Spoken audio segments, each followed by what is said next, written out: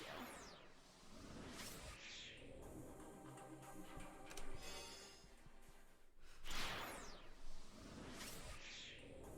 Oh my god, she's anime!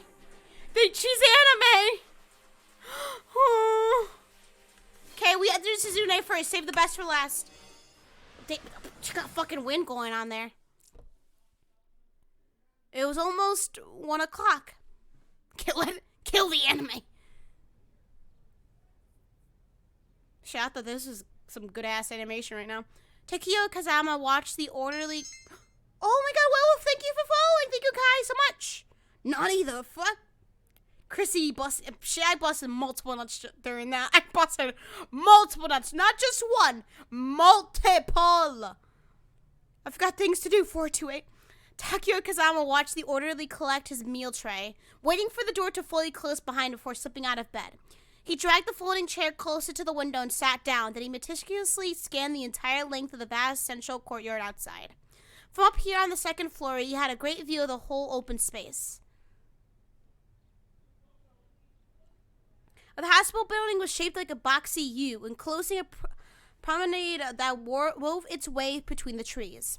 Where pajama-clad patients and visitors from their families were enjoying the first ray of sunshine that come in a long while. I just made it. Did I just see anime character on this photo game? Yes, you did. Kapu, yes, you did. Not yet. She still isn't here, Suzune, I'm assuming. Oh, so Suzune has a friend. That's so cute. I thought this was actually like a young gacha when they showed it in the preview. I seem to be doing okay today. If she does show up in the courtyard, I'll sneak out for a walk myself. Then I'll make sure I'll go and talk to her. Oh, that's so cute. Oh my god. I love when hospital patients have fucking friends. Especially when there's an age difference. That's so cute. Hey, what's your name? No, I can't just up and ask her like that. Maybe I should tell her my name first. I'm Takia. Who are you?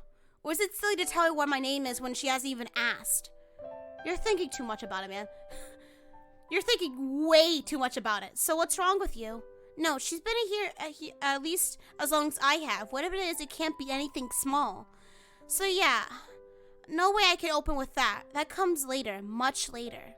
Oh my god, this is so pure. I love this. I love that it's taking a perspective of a young boy who's trying to befriend Suzune. I love this. I love when this happens in like shows or anime, whatever, when there's an age difference between the hospital patients and they somehow bond, they learn things from one another's lives. I really love that. It's so fucking pure. Nice weather we're having. Nah, what am I, 90 years old? Fucking damn. I need to say something hip. The purity is hitting me hard. What did I really miss? You missed, nothing actually. We're starting Suzune's chapter and we just literally started. Pure moments, I live for this. You come out here all the time, huh? No, that's terrible. I might as well ask, hey, I've been watching you. I might as well say, hey, I've been watching you. She'll think I'm a stalker. There she is with the, okay, questionable outfit choices. In the midst of his internal debate, Takia happened to cast his gaze back out into the courtyard, and there she was, standing right under his window. She wore a white cardigan over her pajamas, standing with her head tilted back and her eyes closed, basking in the light of the sun. The angle finally gave him a good look at her face. The wind caught her evenly cropped. Her bangs are apparently corpses, cropped bangs, blowing them back to expose the delicate curve of her forehead. This kid is very good at descriptions. I would never use anything to describe foreheads. I would never try to make a forehead sound pretty. She looked deeply happy as she stood, breathing a gentle smile across her face. But those fucking slippers, what are those? And look at that bench, y'all. You see that single bench right there? Do they only have one bench in the courtyard?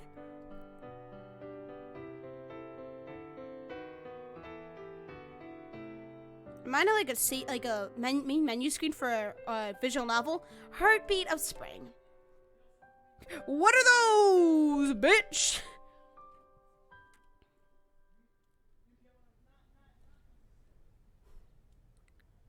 Takaya felt as though she was smiling at him, and it brought a tightness to his chest. He'd always thought that it would make him impossibly happy were that angelic smile ever turned his way. So why did it hurt so much instead? That bench was nasty as hell. Don't you dare judge that bench. It's my favorite bench, Vivo. He saw her open her eyes back up, and he hurriedly backed away from the window. She saw me, or did she? No, there's no way she could see me in here with the glare. But what does it even matter? I was going to talk to her anyway, right? So go on, get out there. Fighting his nerves, Takaya moved back to the windowsill. She was gone. The bitch a ghost? Where had she disappeared to? Takaya scrambled out of his room, and people are yelling outside of the room, and rushed to the elevator. I'm listening on the family job. What the hell is going on in my house? I don't know. I'm in my own little world. It'll be all right. My muscles aren't too stiff. Today's a good day. What's wrong with Takaya? Takaya, where are you going? I'm back. Wait a minute. You didn't really miss much. I think you've missed the true ending, where Kanan, I think, is about to fucking shoot Alfard, and then her story's anime. I'm out here. See you later. Sure to see ya, Thunderbird. And now we're at Suzune's little short story. He recognized the voice of a familiar nurse calling out from behind him, but he ignored her and jammed his thumb up on the close button.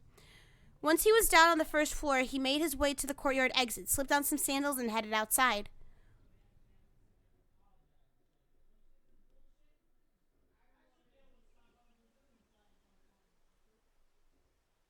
He pretended to be out for a walk as he wandered in search of the girl, but went the length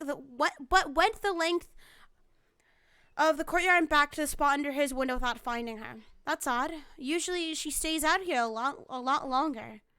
Maybe she can't do it anymore. You look a little pale. Are you all right? Asked a voice. Huh? Oh, what the fuck? She just fucking appeared. Huh? He turned and saw the girl sitting on a nearby bench. I could say the same about you, bitch. You look like a goddamn ghost. I can see right through you. Takaya took a half step back in surprise. Somehow he missed her in the shadow of the trees. The trees! This kid is so pure. I know, right? He's so pure. He's like 9 years old. This is what like little kids do, and it's so cute. This bitch a ghost. That is a pure boy. We like pure boys here. We like pure children. I'm sorry, she said. Did I startle you? No, not really. You look like you're in pain. Should I go get a doctor? She was right. He wasn't used to so much walking. I'll be alright. I just need to rest for a bit, he said, relieved he managed to answer. So I'm guessing he has something wrong with his muscles. Like, he has, like, some disease wrong, like, some muscle disease, maybe? What condition does this boy have to end up in the hospital for? I'm guessing, because he said how he's feeling okay, but considering he's not used to walking so much, I'm guessing he has something wrong with his muscles. I'm not sure. They didn't say it yet. They might say it here. He said, relieved he managed to answer. Lately, his words hadn't been coming out all that well. The girl stood up and reached a hand out to him, but Takaya couldn't bring himself to take it. Instead, he simply sat down on the bench. Not too close to her. He's got a huge fucking crush, I know, right? And it's so cute, but not too far away either. Oh my god. It's the bench. We like when hospital patients in shows and anime are on the bench. It's so cute. His heart had suddenly begun pounding, but he couldn't tell if it was because of his exhaustion or because he was so close to her. So, you're the boy from that room up there, right? She pointed to his window on the second floor, and Takaya had a stifle gasp. This hair in my mouth, though. That's not cute. A little early, we made eye contact, didn't we? Did we? Takaya mumbled, averting his gaze. I was just spacing out. I didn't notice. I've seen you up there from time to time. The hair's getting down my throat. I'm gonna choke on my own hair. You look lonely. Are you not able to leave your room much? She didn't notice that I'm always looking at her. Good. Yeah, I get tired real easily. Or real easy. I see. I'm not able to get very much exercise myself. But they told me that when I'm feeling well enough for it, I should get up and walk around a bit so my leg muscles don't get weak. You have a problem with your legs? No, with my heart. And they say the legs are like a second heart. They play an important part of blood circulation. I do that all the time. You choke on your hair all the time. Relatable content I am producing here. I'm such a relatable person. So if my leg muscles get too weak, it's bad for my health. You know how when a racehorse breaks a leg and winds up dying? No! I guess it's sort of like that. I didn't know that's a common occurrence. Holy fuck, rest in peace all the racehorses that died. Rest in peace, Secretariat. If you get that reference. Her tone was cheerful enough as if she talked about this all the time, but the thought filled Takio with sadness. Or Takio, yeah. So, he began. Yes, do you mind if I ask you your name? The big ass eyes, goddamn, okay. As he fumbled the words out, the girl broke into a beaming smile. She kind of looks like a doll and is actually creeping me out right now. I don't like the zoom-ins for anybody. It's just a little too much. You could be like the cutest person alive, and I would not appreciate a zoom in on your face. That wonderful smile, the one that until now had only been seen from afar so many, many times. Suzune Endo. The name Suzune is written on the characters for bell and sound, so like the chiming of bells. Suzune, the chiming of bells. It was a name that suited her soothing voice perfectly. Suzune Endo. Suzune Endo. Takio repeated the name to himself over and over. What's your name? Takio. Takio Kazama. Takio Kazama, huh? That's a pretty cool name. Why do I feel like we've heard that last name before? Kazama. I think I'm just imagining things. I've seen 3 horses movies that had the horse die. Listen, don't watch any movie focused on an animal, because at the end of that movie, that animal is going to die. Have you guys not learned from Old Yeller and Shiloh? That fucking movie about the goddamn dog that died? I think the dog dies. And a dog's purpose, y'all. Don't watch those movies. You're just asking for it, honestly. I guess it means tough guy or something. Not that I'd live up to that. The truth was that Takio was always embarrassed to tell strangers his name. I don't know about that. You seem pretty cool to me, Takio. So, how old are you? Takio's heart sank. Only kids had to be told they were cool. I'm 14. Oh, he's 14. Hey, Marley and Me had a happy ending. I don't know I'd never seen that movie, but I'm getting with the Kappa face right there. I'm guessing you're lying to me. Chrissy, don't try to pronounce that. My name means strength of the Lord. Suzune sucks salt. Yeah, I can't say that. Hezekiah. What about you, Suzune? From afar, he hadn't realized how tall she was. Taller than him and probably older. I'm 17. He thought the difference would be less. 3 whole years apart and I'm this tiny. Well, fuck you too, Jeans and God. Why do I have to be this tiny? Takio's heart sank further. Now she seemed even more unattainable. I mean, okay. As he tried to think of a way to nonchalantly ask Suzune where her room was, he heard the slap of sandals approaching. Shit! Suzune! A boy came up running. He was young, maybe in 1st grade or so. Damn, he's in the fucking hospital? Oh, shit. Whoa, Chrissy, you were actually pronouncing it right. 1st or 2nd time. Hezekiah. I'm gonna say Hezekiah. See, I fucking said it right. Ha! Hi, Ken. Long time no see. This your brother, Takio asked? No, he's in the room next to mine. Who's this? Oh, that baby boy. The boy clung possessively to Suzune's knee as he peered at Takio. Hey, this is mine woman. This is Takio Kazama. He's a patient like us. Huh. Hey, I got some candy. Want to eat it? I don't trust candy from strangers, kid. Even if they're 7. The boy tugged on Suzune's hand. Oh, yeah? All right, then, Takio. I'll see you later. Yeah, later. I can't believe she's fucking a 1st grader. Later? Later when? Am I actually going to get to see her again? As Takio watched the young boy drag Suzune back inside, he felt a bitter surge of resentment. Is he gonna fucking kill him? He thought that finally getting the chance to talk to her would make him feel a lot better. But instead, he felt worse than he had back when all he could do was stare at her through the window. Waving through a window, whoa, can anybody see? Sorry, Dear Evan Hansen moment there. Dear Evan Hansen. The sunlit garden suddenly struck him as cold and desolate, so he trudged back inside, his muscles faintly shuddering with each step. Yo, he's gonna fucking die one day. He's gonna die in that garden.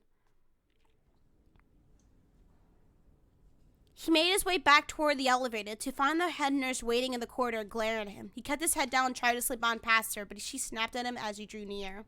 What were you talking about with Miss Endo? Huh? Takeo blushed at the idea that she'd been watching. That's fucking a little creepy. But he soon realized she was being serious. You shouldn't get too close to that girl.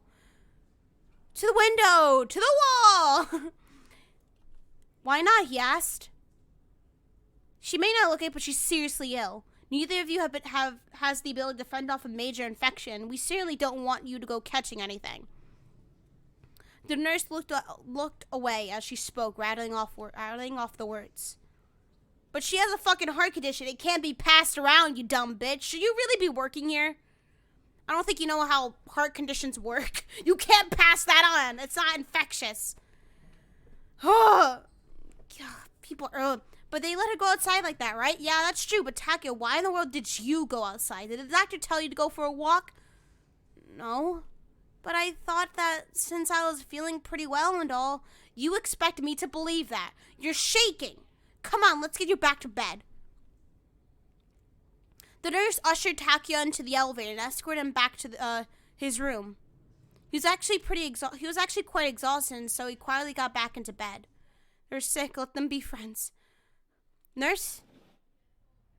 Takeo called out to her as she was leaving. Yes? Suzune, Miss Endo, I mean. She's got a bad heart, doesn't she? Did she tell you that? For whatever reason, the head nurse seemed quite shocked that Suzune had shared this information. Yeah. What is she sick with? It's something very serious. That's why you ought to leave her alone. But she's going to get better, right? Takeo regretted the question the instant he asked it. The nurse's grim expression was answer enough. A sweet and cheerful girl like that had an incurable illness? Seems pretty, stereotypical. Very, trope-like. For a while, Takeo couldn't even believe it. After the nurse had left, he stared at the closed door and seriously, she's a trope. Oh, the sweet, pure girls with the chronic illnesses, with the illnesses, yeah, they're gonna die. Bitch can get the flu and she would die. From that day on, Takeo kept up his vigilant watch on the courtyard, seeking out of his room whenever he caught sight of Suzune. Katie, oh my god, you missed the fucking true ending. You missed it, man. You missed it. You fucking missed it, Katie. Oh my god, bro. Oh, fuck you. If Suzune dies, I'm driving my car off a cliff. Don't do it, man. Don't die with Suzune. She ain't real. Bit by bit, the two of them began talking more. Sometimes she'd come out in 2 days in a row, and sometimes he wouldn't see her for nearly a week at a time. Other times, he would wander the hospital corridors in search of her room, only to be intercepted and sent back to his room by the head nurse. Oh, Suzune was quite popular, most especially the old men. I fucking wonder why old women and young children at the hospital all seem devoted to her like she's a god. They actually developed a cult for Suzune, their faces lighting up whenever she was around. She was kind enough to listen to all their grumbling or trifling conversations. Takeo was equal parts impressed and baffled by her ability to relate to them. I could never put up with that sort of thing. More than anything, though, her popularity was frustrating. He would have had much more time alone with her if all these people weren't around. Yo, he's gonna fucking go yonder and kill them asses. They are looking upon the face of Jesus. He felt like he was last in a long line of supplicants, waiting for her to grant him with a few moments of her time. But after she learned about Takeo's condition, perhaps out of some strange form of camaraderie, Suzune seemed to develop more of an interest in him. What's his illness? What's his condition, man? Wilson's disease, also known as hepatolenticular degeneration, a congenital abnormality of liver cells in which the cell's ability to eliminate excess copper from the body is impaired, leading to copper accumulation in the liver, basal ganglia, corneas, and kidneys. The disease can cause difficulty with movement and neurological problems and often leads to further complications such as acute hepatitis and cirrhosis of the liver. Oh, fuck. I've never heard of it. Is it serious? Suzune's concern seemed entirely genuine. For a brief moment, Takio was almost happy about his rare and grave condition.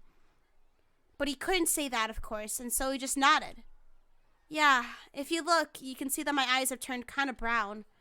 Oh, yeah, it does infect the corneas. Okay. Yeah, see, I was like, cornea? No, they're not cornea. No, it's cornea. I'm a fucking idiot, people. It's okay.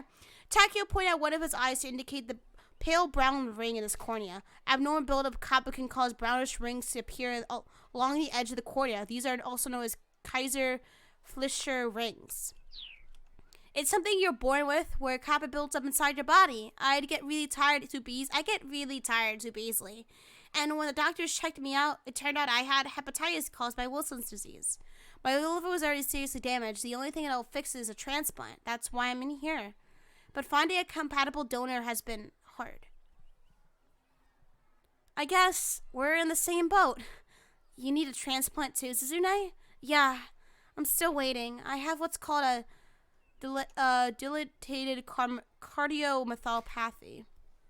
A condition where the structure change in the heart muscle cells causes ventricle walls to become thin and distended. This decreases heart function as well as as the condition progresses, it can lead to heart failure, arrhythmia, and other issues. Victims of the disease have a high probability of sudden death at a young age. At present, a heart transplant is the only cure for the disease. So basically what happened, the true end... Oh, okay, yeah, telling Katie what happened. Okay, good. I was like, damn, there's a wall of text right there.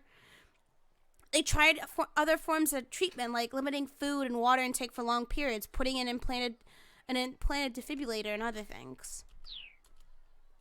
But it looks like the transplant is the only real solution. Yeah, they're just doing, like, short-term solutions for right now until they can actually get her a transplant. But God knows when that's going to happen. Tomi's not dying anytime soon. Dilated cardiomyopathy? Defibrillator, what are those? You're fucking 14, you don't know what a defibrillator is? Takio didn't understand all the vocabulary, neither did I, but it sounded like her condition was even worse than his own. I'm back and I haven't missed the anime canon chapter. Good, yes, you haven't. You just missed the, well, kind of, bittersweet Suzune chapter. It's sweet, but also pretty sad at the same time, so henceforth, bittersweet.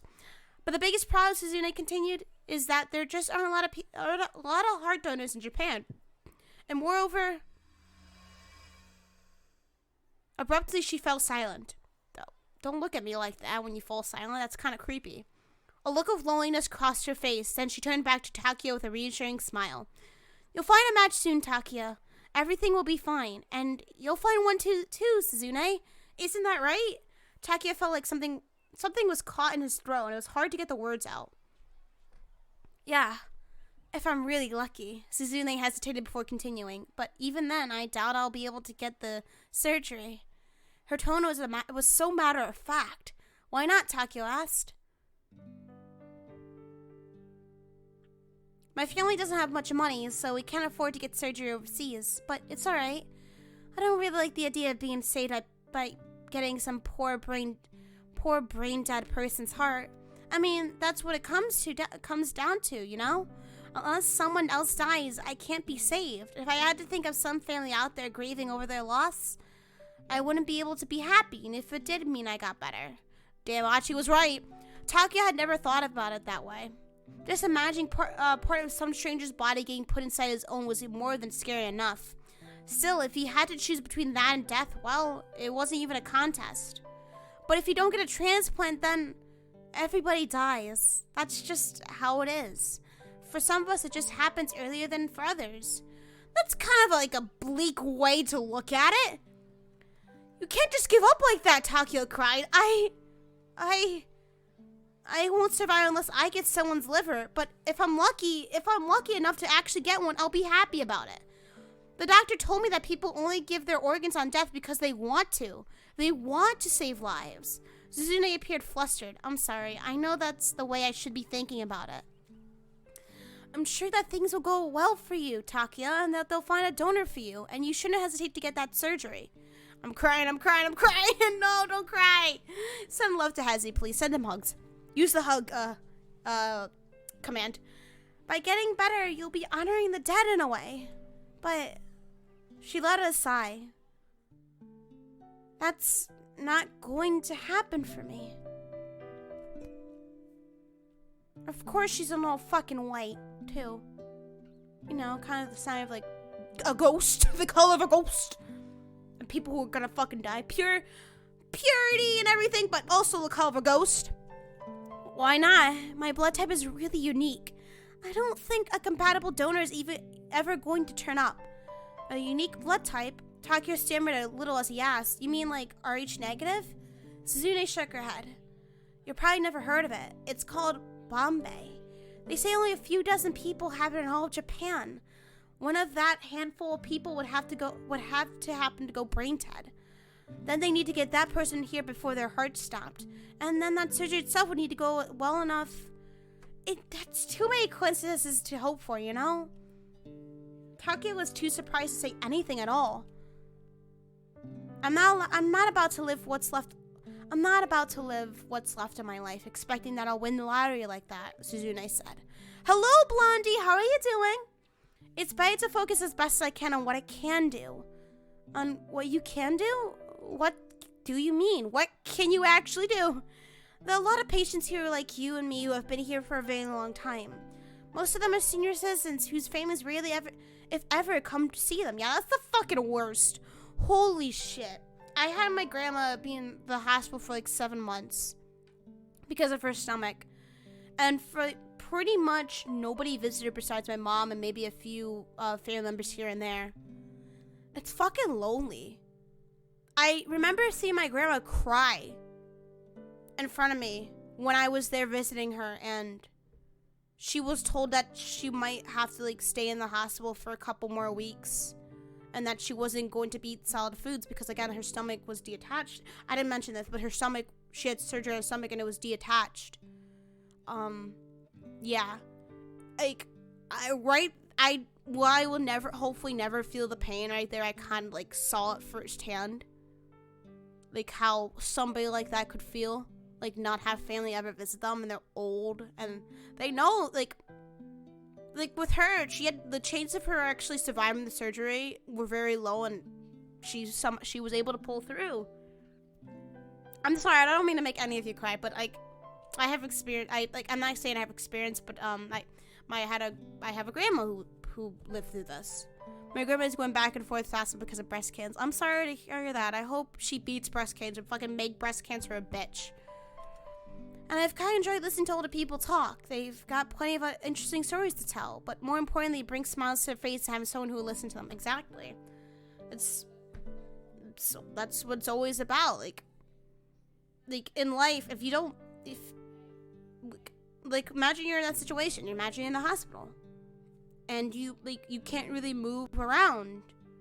The only people you got there is the people there at the hospital. The nurses who come and go, the patients who come and go, or either way if they leave or die. And yeah, you have those people, but you would rather see those who are close to you come and see you, and talk to you, ask you how you're doing, give you some hope, something to fight for. I'm getting really sentimental with this, I'm so sorry. But that's how I view it. They tell me that for a little while it's like they're young again, like their pain has gone away. Yep. And seeing them smile makes me happy too. Yeah. I remember when I'm sorry I keep bringing my grandmother up, but the first time I saw my grandmother in a hospital, because I was away at college when all of this was happening, when she got admitted and everything. The first time I saw her, she smiled, and she looked completely different. She was skinny as a twig. Her hair color was starting to fade to to gray, and I never seen her hair color like that. It was always dark brown or something like that. That was the first time I literally saw my grandma actually weak. But yet, just seeing me and my mom, she smiled. Made her day.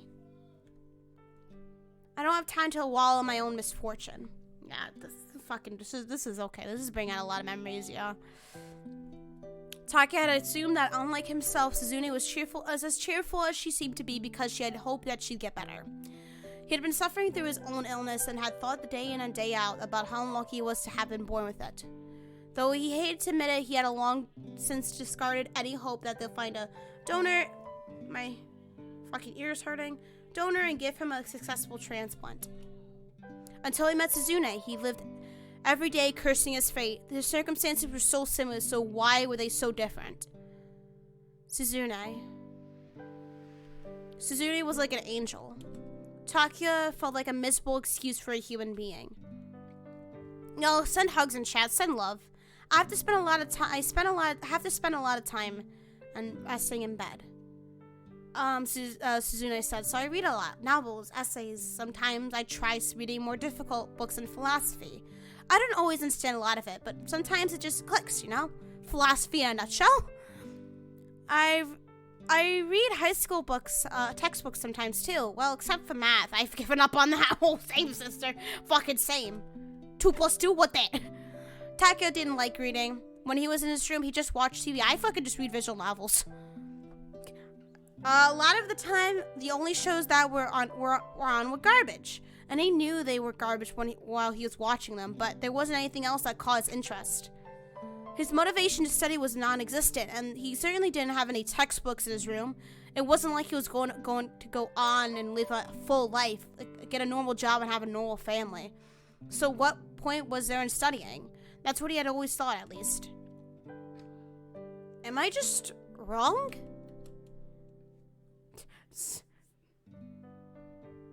So today's TV, yep. Oh, the music's fading. Is that it? Wait, is that it? Oh no! Oh fuck, oh fuck, oh fuck, oh fuck, what's fucking happening? The lighting's dim. Oh fuck, oh fuck, oh fuck. There's not a lot of lighting here, that's something grim. Halfway through her dinner, Suzune found that she'd lost her appetite. Her mood was bleak. Why did I get so high and mighty with Takia like that? All I ever do is pretend to be the person I wish I was. In reality, all I do is worry about just when this heart of mine is going to stop. I know it's normal to be afraid of dying. I practice smiling for my father and my brother. I don't want them to see my fear. Oh my god, the relatable content here. I was happy and a little bit shocked when I realized that my fake smiles actually worked. Oh fuck, stop. My smiles might have been forced, but the ones I got from those old men and old women and all those little kids, those were real. Oh hey Suzune, hello young lady. Everyone's always so happy to see me. At some point, Suzune had realized that she was no longer able to tell if her own smile was fake or not. She wasn't lying when she said that the smiles on other people's faces brought her joy. But every now and then, the loneliness returned. She wished she could tell someone how scared she was, finally let herself shed the tears she held in for so long. But she'd never be able to do that to either her father or her brother. She didn't want them worrying about her any more than they already did. Stop.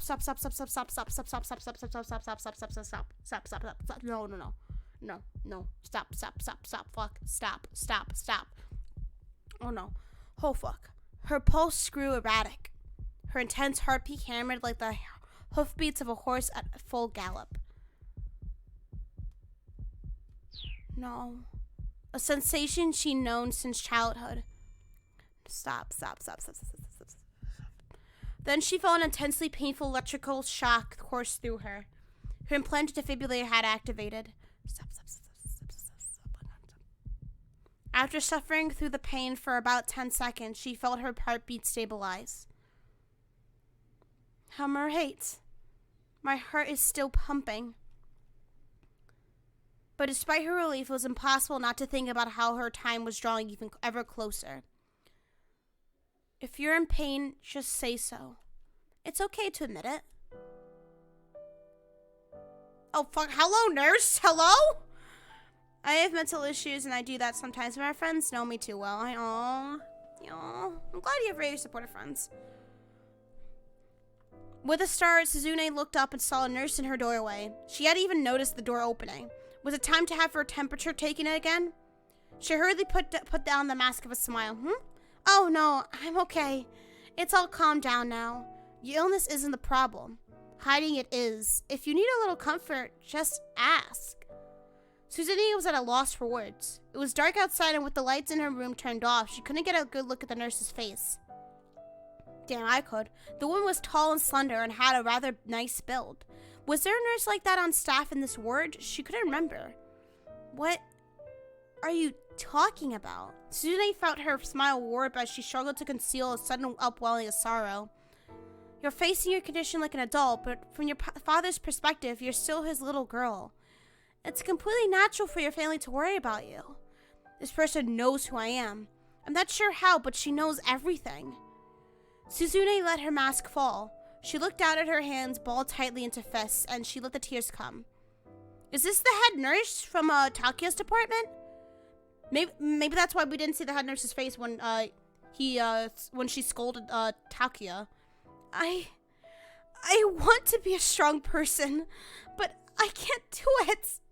Everyone tells me what a strong and cheerful girl I am, but it's all a lie. The words spilled out as her emotions came rushing to her surface. I'm afraid of dying. I'm afraid of getting surgery. I'm even afraid to go on living. What scares me more than anything is when night comes. I'm afraid every time I go to sleep that I might not wake up again. I thought that if I kept pretending I wasn't scared, that eventually I'd be able to fool myself. But that didn't happen. I'm the only one who I can't fool. I think you're plenty strong. Huh? Everyone's afraid of death. That's why they try their hardest to look away from it. Why they try to forget during the day-to-day that it's coming. But you face it every day. Face it head on. You're a stronger girl than you think. Everyone else probably underestimates your strength. The nurse's voice was smooth and soft. Her words flowed over Suzune, washing away her darker emotions. That's why you shouldn't push yourself so hard. If you keep trying to face all your fears by yourself, then one day you might break. Oh yeah. It's okay to let it out every now and then. Vent your frustrations. You're fighting so hard every day. There's nothing wrong with asking for a little help. Fuck, man. Damn! The nurse sat down on the bed and began to gently stroke Suzune's hair. If you're ever afraid to go to sleep, call for me anytime. I'm always here for you. I'll watch until you wake up in the morning. This should help us. What's your fucking name, though? How can I call for you if I don't know what your name is? Guardian Angel. I couldn't ask you that, is what Suzune had meant to say.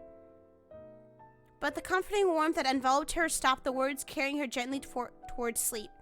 It was a feeling she nearly forgotten, like something from very long ago. But from when exactly?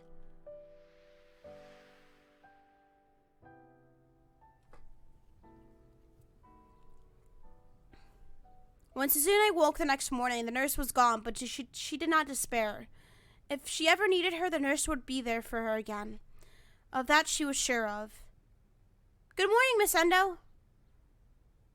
The nurse who came to take her temperature was the usual one, not the one who'd been there in the night. Good morning. A natural smile came to Suzune's face. She felt deeply grateful that she'd gotten to live to see another day. Oh, that's so cute. That's cute. The weather was nice, so after lunch, Suzune headed out into the courtyard. More than anyone else, she hoped to run into Takia. She understood his outlook on the world the moment she learned of his condition. Plus, it was kind of cute, seeing how hurt he tried to hide away that he felt. The fondness she felt for him was likely for a younger brother. Damn. Oh well, he didn't have a chance. At some point, she realized that they had a special bond. There was a sense of solidarity, knowing that they were both waiting on a transplant for an otherwise incurable disease. She wanted to say that the things she told him the day before, that was just her searching for an ideal, something to live up to. She wasn't philosophical, she wasn't enlightened, she just wanted to be honest about how hard it was every day. Surely he would understand. Is he dead? But Suzune didn't see Takia in the courtyard that afternoon. She made small talk with several other patients like she usually did, then headed back to her room. Is he fucking dead? No, he ain't. No, he ain't. Takia didn't turn up the next day. No, he ain't. No, you can't do that. Either nor the day after that. the music fucking stopped. It was really happy music, then it fucking stopped. It fucking stopped. We have the discomfort of silence right now. That's fucking not okay. She would look up at his window from the courtyard, but never saw him. Where was he? You can't do that, man. You fucking can't. Stop. Stop. Just stop. Fucking stop. Illegal, okay? You're gonna get arrested. Had his condition taken a turn for the worse? Was he no longer well enough to go outside? Susanne had never been to the second floor where his room was, but she knew the first floor well enough that she could guess the layout well enough to avoid getting lost. He's like a vacuum with the music. If he said, no, you can't do this to us. I know, right? I did jinx it, Blondie. I did jinx it, to be fair. With that in mind, she decided to pay Takio a visit. It's going to be a different person in the room. It's going to be a different person. Oh, my God. What happens if Takio was never a fucking person? What happens if he was a ghost? She went up to the second floor, walking slowly as he eyed the nameplates of the rooms along the courtyard side. There, right about where she expected to be, she found it. Takio Kazama. She'd been afraid that his nameplate had been removed. He's fucking dead. If it hadn't been there, that would have meant he'd been charged. That his room had been SWAT for some reason. Or else... As Susanne was about to knock, a voice called out from behind her. Miss Endo? She turned around to see an unfamiliar nurse standing there. Perhaps she was in charge of the ward or had seen Susanne walking around before. And that was how she knew her name. Yes, Susanne asked. Were you looking for Takio? Yeah. I hadn't seen him in a while, so I was wondering. I'm sorry. Takio wants to get out more than he does, but honestly, he's not in any shape to be moving around much. We're worried about infection as well, so we limit his visitors. You probably shouldn't be wandering this far yourself. The nurse pointedly pulled the sliding door to Takio's room closed. If I could just see him real quick. No, the nurse snapped, then hurriedly cleared her throat and spoke more softly. You wouldn't want his condition to get worse, would you? Fuck you, bitch! Susanne saw that she'd have to back down. She returned obediently to her own ward. Fuck you, bitch! That's how it works.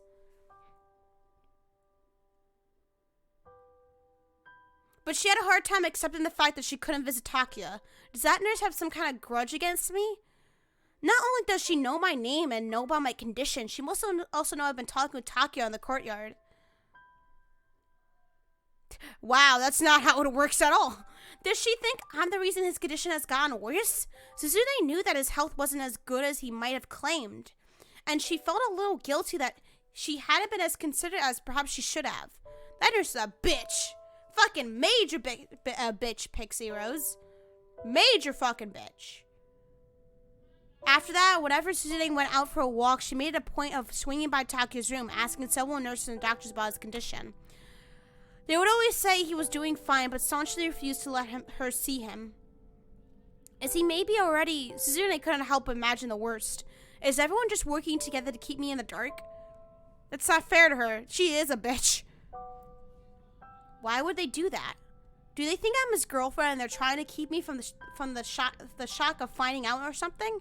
No, that was ridiculous. Besides, this was a hospital. Susanne knew full well that they didn't have the time to put on some weird piece of theater after a patient had passed away. There must be some other reason. Some reason they don't want us to see each other. Willing to do whatever she could to discover that reason, Susanne tried changing the time of day that she stopped by Takio's room. Maybe if nobody was watching, she'd be able to sneak a peek inside. If someone happened to be coming or going, she might be able to get a look at his face. But Susanne never imagined the way she'd finally wind up seeing him again. On that day, she had been hiding behind one of the heated meal carts used for delivering dinner to the patients. She followed the orderlies as they brought the cart toward Takio's room. They have to open his door in order to bring his tray inside. But before she reached his room, the door swung forcefully open, and a bed was swiftly pushed from inside.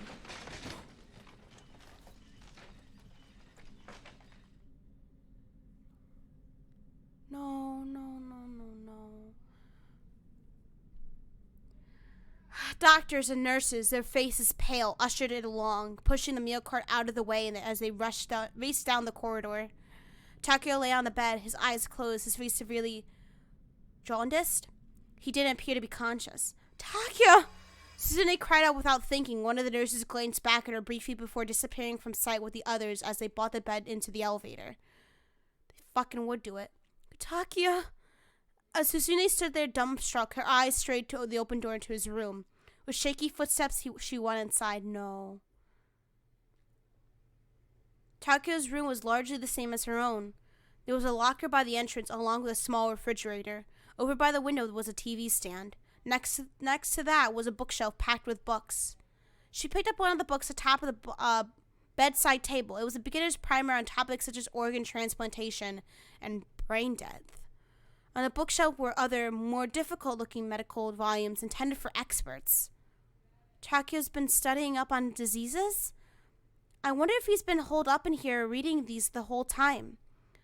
My Wi-Fi's beating that shit. I'm sorry, Blondie. Beat the shit out of your Wi-Fi. Tell it how to be. I don't fucking know what I was trying to say there. But beat its ass. Show it who's boss. Maybe he had overdone it studying. That would be a cruel irony. Suzune prayed to a god she never believed in before. Please, save him. Sure, but at the cost of your own life, bitch. Prepare to get yeeted. What's happening? Oh, is he alive? Oh, what movie?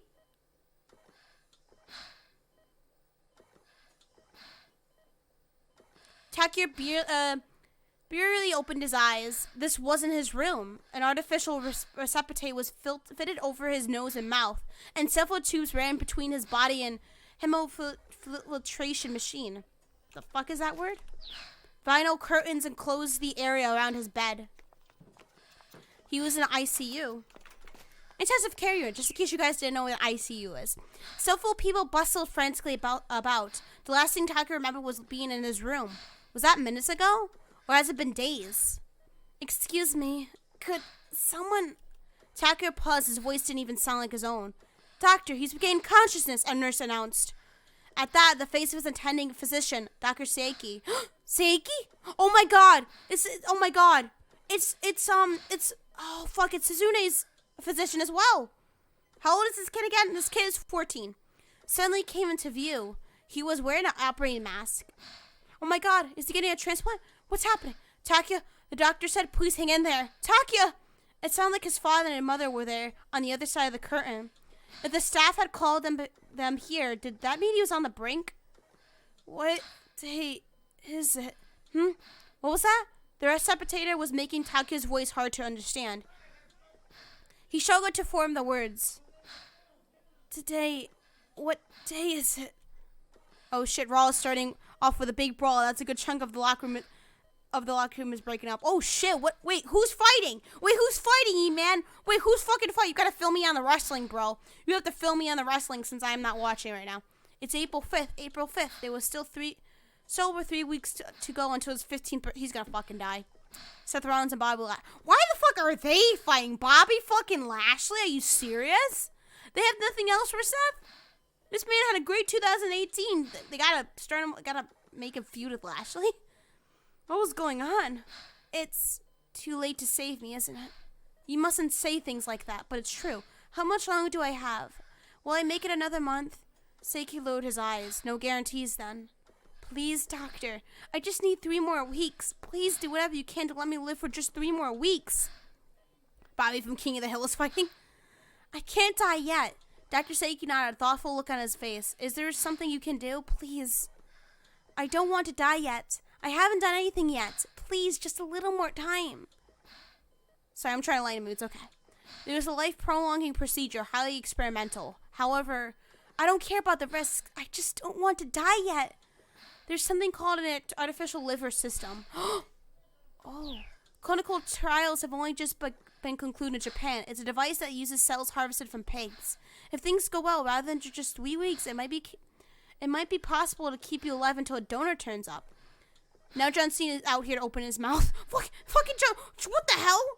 Why is John Cena there, man?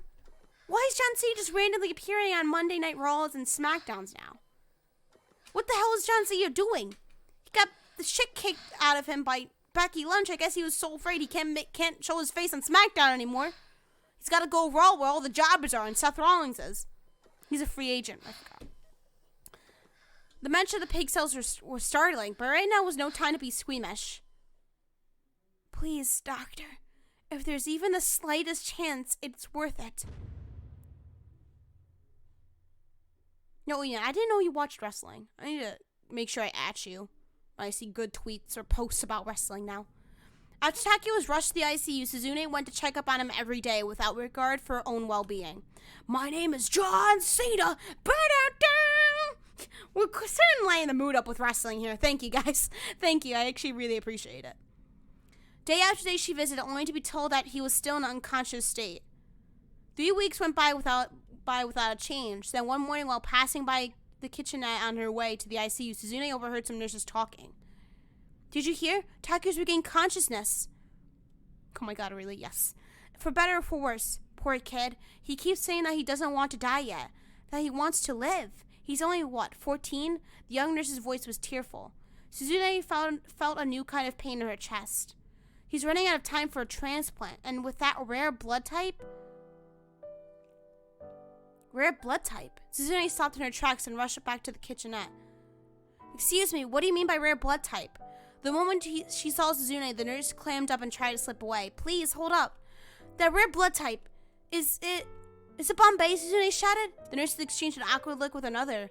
And though neither of them said anything, Suzune knew that she was right. No. She's gonna... No, she's not. She's not. Suzune, no. It's gonna be like an episode on The Fucking Good Doctor. Takuya has Bombay blood too. This was a hospital with high-end facilities that drew patients with incurable diseases from all over the country. So maybe it wasn't such a remarkable coincidence. Transfusions for rare blood types such as Bombay were difficult to come by at regional hospitals. There were some advantages to having another such patient on hand nearby. But there were downsides too. Now the inexplicable behavior of the doctors and nurses made sense. They've been trying to keep Suzune and Takuya away from discovering that the other had Bombay blood. It was unsettling enough to know that someone else with a blood type only possessed by a few dozen other people in all of Japan was hospitalized right alongside you. But when both of you were waiting for compatible donors in the hope of receiving a transplant, that was enough to upset anyone's composure. Suzune, you're not gonna fucking sacrifice yourself. How must Takuya have felt when she told him that she had Bombay blood as well? If I die, she could live. Something like that must have crossed his mind. The fact he started studying up about transplants again must mean he'd been thinking of something. What in the world was he thinking? If our positions were reversed, what would I have done? Suzune knew what she had to do. She headed for the ICU. No, bitch. She just got there as Dr. Seiki, who was her own attending physician as well, emerged from inside. Miss Endo. The doctor stopped, surprised.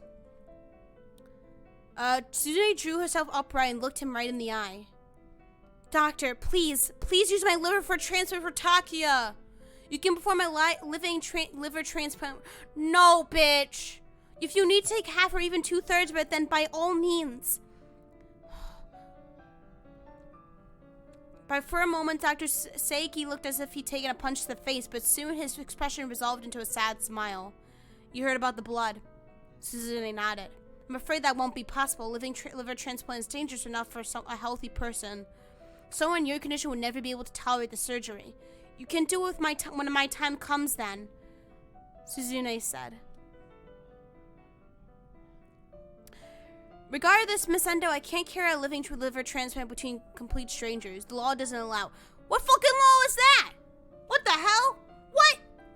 If the two of you got married, that would be a different story, but that's not possible either. Neither you nor Takuya can legally marry until you're 18. Married. Suzune never thought about such a thing, but if marrying Takuya would make the surgery possible, she'd do whatever it took. But apparently the law wasn't going to allow for that either. Well, I don't care what the law says. If I'm the only one who can save Takuya, then please take my liver. Doctor, please. I'm afraid what you're asking simply can't be done. You need to focus on your own condition and on getting better yourself. I'm beyond saving anyway, though, right? So please, I'm begging you. Takuya needs... As Suzune grabbed hold of the doctor's gown, pleading, a sharp pain shot through her chest. She's dying. The gambling heartbeat was back.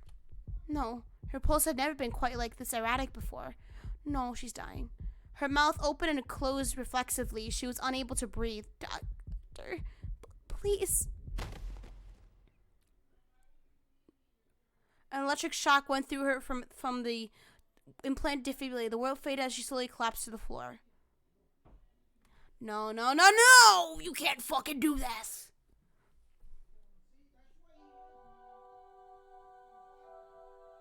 Suzune had a long dream. Her father was in that dream. And though Suzune couldn't clearly remember her face, her late mother was there too, trying desperately to save her. And then there was Takio. Fucking poor Achi, okay, where the fuck is he at? Takio was smiling, a genuine smile. Where's Achi? A smile that Suzune had never seen. Takio's mouth was moving, but no sound came out. Bitch, read the lips. She tried to read his lips. Thank you. Yeah, she could just completely ignored Achi. Thank you. What the fuck? She just completely ignored her brother. That's okay. That's a little bullshit, though. Wait, what do you mean? Oh, she's fucking dead. She's not alive. Oh my god. Wait, where is she? Wait. Suzune cried out as she woke. She was staring up at a familiar ceiling. She was back in her own room. She spotted her older brother Achi sleeping in a folding chair nearby. Oh, Achi's okay. What? What? What's happening? Wait, what? Why is there a jump here? What? Bitch. Brought me back here. Oh, fuck you. Brought me back here. What the fuck? They're at it again. Well, it takes place after the main game, right? I better not to start that over again. Let me get out of here. Wait, I can't get out of here. Fuck me. The flip? What the fuck? This is him going to see Suzune, but now I'm back here. No, get me out of here. Get me back to Suzune. Wait, fuck you. How do I get out of here? I can't leave. No! No! Fuck you. Okay. She's about her older brother Achi sleeping in that folding chair nearby. Achi. The word creaked raspily from her throat. Huh? Suzune? You awake? Her brother rose from the chair, then excitedly scampered out of the room. With a start, Suzune realized something was attached to her chest. Oh no. Oh my god. No, Takio gave his heart up. Takio gave his heart up. That's what, oh, and he thanked, oh my god. No. No. Maybe the reason probably why he said thank you was because she made him happy during the last time here. His time here. The last of it. Yeah, he gave his heart to Suzune. She felt a peculiar sensation, 6 distinct tingles all running from the center to the left side of her chest. Electrocardiograph electrodes. She followed the leads that ran from her chest to the monitor by her pillow, and she was surprised to see the waveform moving across it. It was her pulse. And amazingly, the rhythm was solid and strong. I think that the one she'd been familiar with for so long. It's Takio's heart. No, that's not my pulse. Suzune realized what she was seeing. She understood instinctively. This heart, it was Takio's. He went brain dead, didn't he?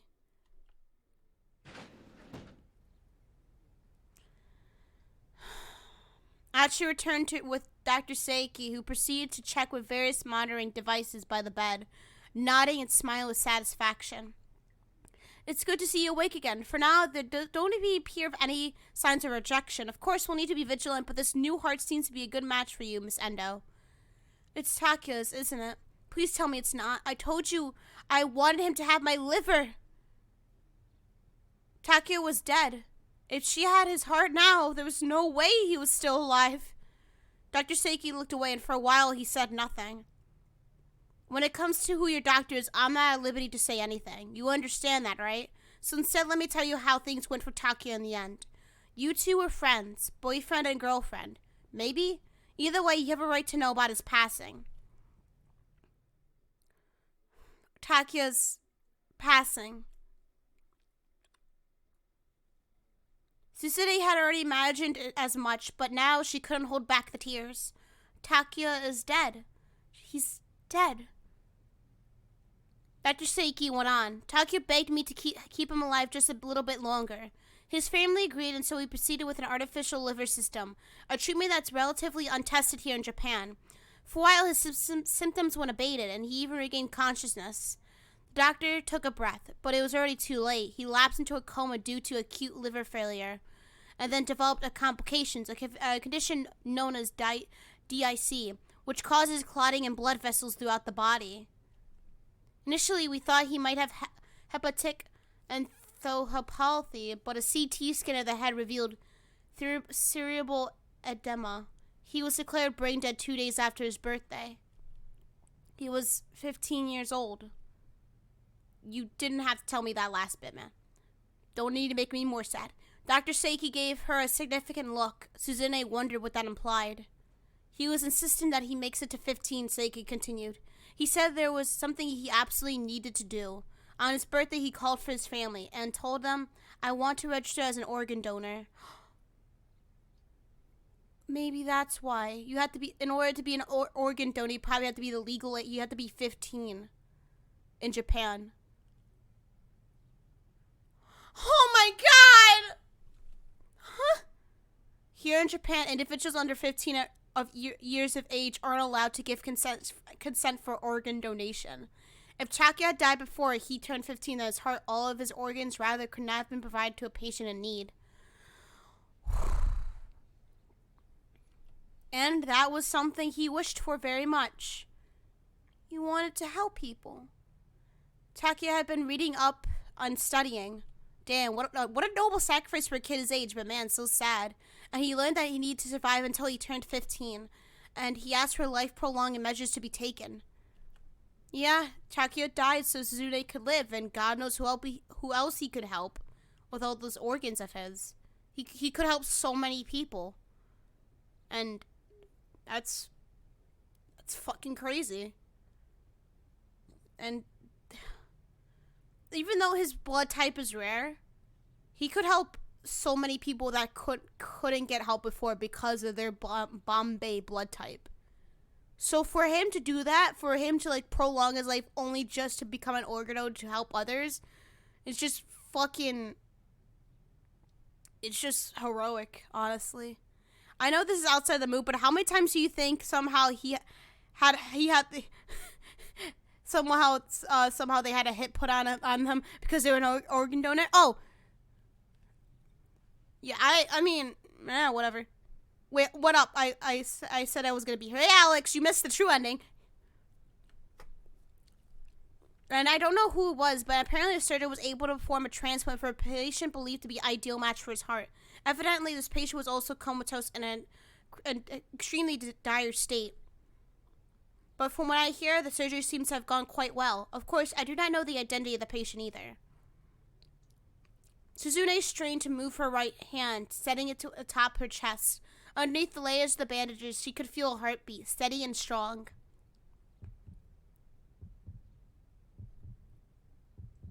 At least I'm here. Takuya's heart is beating within me. Hey, you still have a part of him with you. He left a letter for you. I haven't looked at what's inside. Yeah, it's not your fucking business to look what's inside. So I'm not sure what it says.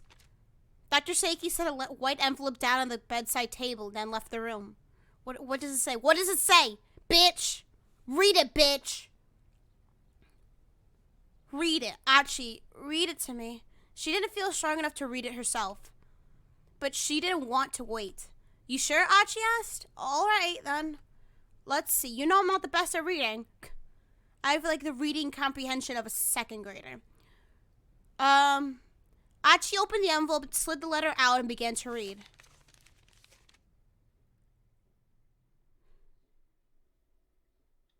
Suzune. If you're reading this letter, that means everything has gone well. Congratulations. And also, thank you. Stop. Stop. Stop. Ever since I became sick, no, even before then, I had to know what it was like to be happy.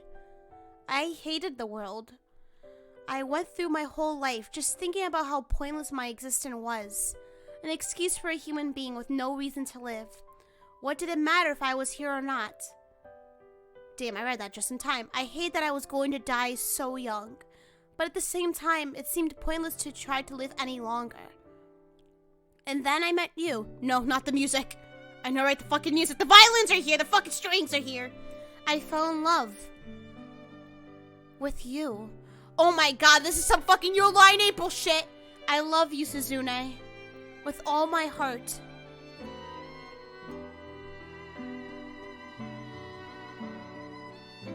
With you in this world, I want to go on living a little longer, because living would actually have some meaning.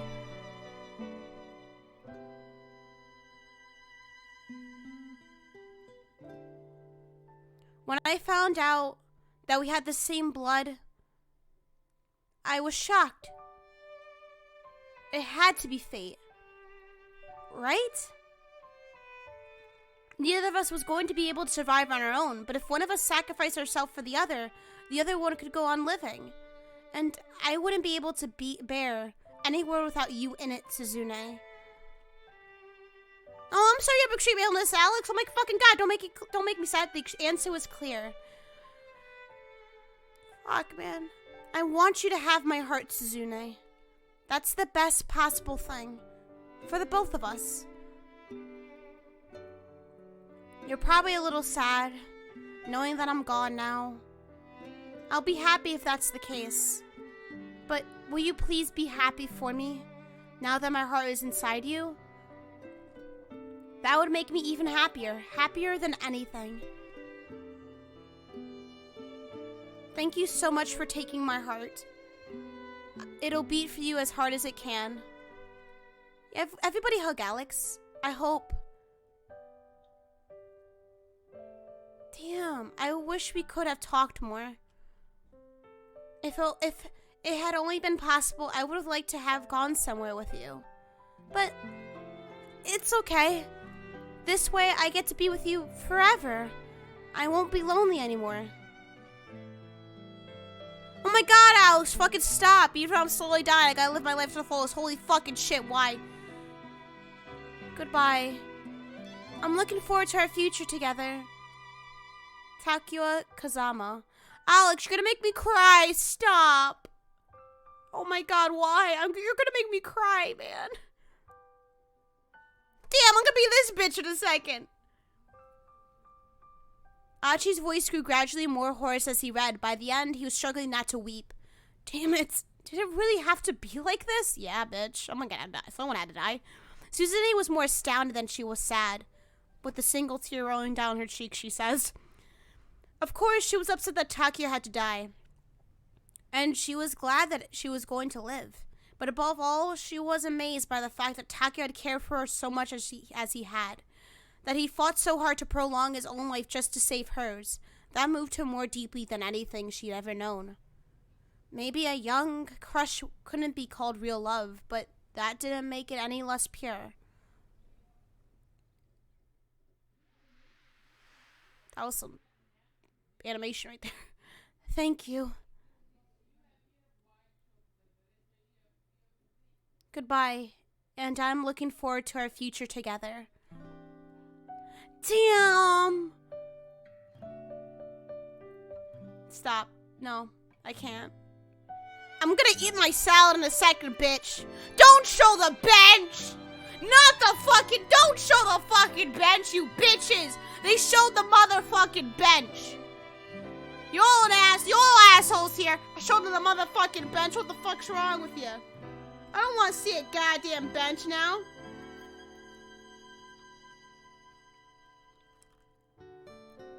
I'm a little mad, so sad that he didn't say nothing about his feelings, but he gave her a letter to say it. I mean, he was cooped up in his room for the last 2 weeks, and he was kind of really thinking about it way too hard, like a 14-year-old would, which is realistic. You don't know this girl, but you like her, but she doesn't know you, you know? And it would have been sad. It would have been weird if he admitted his feelings to someone he barely knew, or someone who barely knew him, you know?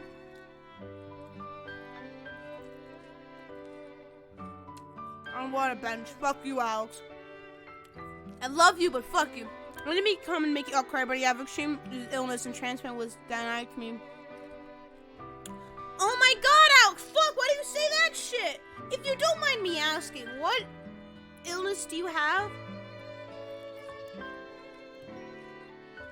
If you want to tell me at all. I'll give you my heart, dude. I don't want to make my people happy. I'll give you my fucking heart.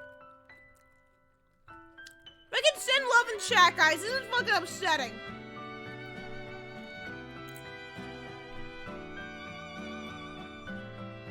I'll tell you on Discord, okay.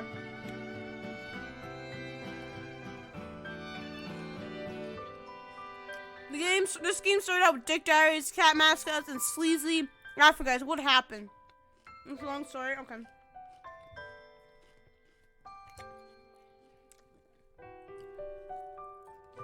The suit company.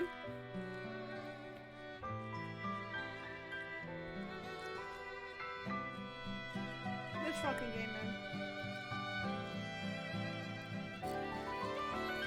Fuck you! I love you, G-Sheep, but fuck you too.